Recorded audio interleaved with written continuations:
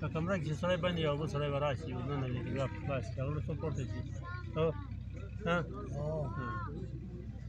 څنګه تا د بچی کوړه کوي موږ دا نه پاره نه خوشالي پاره خوشاله نه کړه څه دي راځي شاتانو کړه خوشاله یارانه بس جوړ وی ها تا دا بنا ور باندې د تلویزیون ها وما وزن نور زي زبون ها صدق شي تعالى جنجل ها